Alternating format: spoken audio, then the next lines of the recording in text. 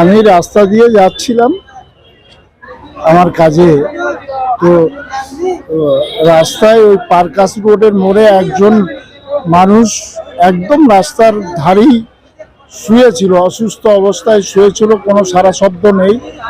তো আমি দেখে গাড়ি থেকে নেমে পড়ি, নেমে ওকে সবাইকে ডাকি, কিন্তু কাউকে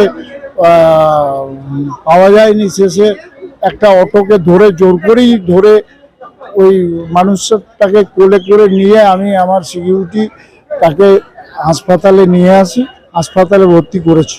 একদম অপরিচিত ব্যক্তি, অপরিচিত লোক, আমি চিনি না, এবং অবস্থা খুবই খারাপ, পালস খুব ইয়েতে চলছে, অসুস্থ হয়ে হয়তো পড়েছিল। যাই হোক, অনেকক্ষণ ধরেই পড়ে ছিল, এলাকার মানুষরা ওই দোকানদাররা বলছে কেউ তোলেনি। তো আমি যাই হোক তুলে নিয়ে এসেছি, কী হবে জানি না। আমি আমার দায়িত্বেই ভর্তি করেছি, সে ট্রিটমেন্ট শুরু হয়ে গেছে, তাকে ভর্তি করা হয়েছে। আশা করি কি অবস্থায় আছে জানি না, ডাক্তাররা বলতে পারবে। ট্রিটমেন্ট শুরু হয়ে গেছে, আশা করি নিশ্চয়ই ওই মানুষটা সুস্থ হয়ে উঠবে। আমি নিজে তাকে ভর্তি করেছি, নিজের নামেই আমি ভর্তি করেছি। আমি চিনি না, জানি না মানুষটাকে, কোথাকার মানুষ, কি অবস্থায় আছে। আশা করি নিশ্চয়ই সুস্থ হবে। একদম পার্কাস রোডের যে মোড়টা আছে ট্রাফিকের পাশেই, সেইখানেই পড়েছিল একদম অচেতন অবস্থায়। তখনই আমার গাড়িতে যাওয়ার পথে মনে হয় যে এতক্ষণ ধরে পড়ে আছে, যা ব্যাক করি।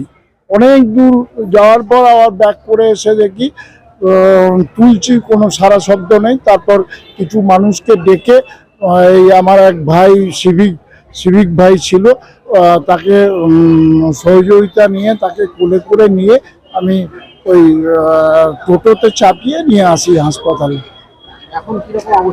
এখন তো ট্রিটমেন্ট শুরু হয়েছে এইমাত্র ডাক্তাররা যথেষ্ট খুব তৎপরতার সঙ্গে কাজ করছে। আমি নিজে সুপার সাহেবকে ফোন করেছিলাম, উনি যা ব্যবস্থা করেছেন, খুব তাড়াতাড়ি ট্রিটমেন্ট শুরু হয়ে গেছে। আমি দেবু টুডু, আমি রাজ্য তৃণমূল কংগ্রেসের আদিবাসী শাখার চেয়ারম্যান, প্রাক্তন সভাধিপতি। দেখা যাচ্ছে যখন পড়েছিল অনেকেই পাশ কাটিয়ে চলে যাচ্ছিল, পাশ দিয়ে বাস পেরিয়ে চলে যাচ্ছিল, কি বলবেন? দেখুন, এখন এটা কিছু নয়, আমি দেখলাম লোকটা পড়ে আছে, এত গাড়ি যাচ্ছে, এত ঘোড়া যাচ্ছে, কেউ তাকিয়ে দেখছে না। তো আমি প্রায় 100 মিটার এগিয়ে গেছি, আমার মনে হলো লোকটা তো পড়ে আছে। আমার সিকিউরিটিকে বলি চলো চলো ব্যাক করে, তো গিয়ে এসে আর এক সিভিক ভলেন্টিয়ারের সাহায্য নিয়ে, গাড়ি পাওয়া যাচ্ছে না, কেউ টোটো যাচ্ছে না রাস্তায়, জোর করেই একটা টোটোকে আমি ধরে আমি কোলে করে নিয়ে এসেছি। এটা সমাজের কিছু নয়, কাউকে তো করতে হবে। আমার চোখের সামনে একটা অসুস্থ মানুষ শুয়ে আছে দীর্ঘক্ষণ ধরে, এটা তো কাম্য নয়, কাম্য ছিলও না। তাই আমি আমার দায়িত্ব নিয়েই তাকে ভর্তি করেছি। সে মৃত না জীবিত আমি কিছু ভাবিনি, দেখিওনি।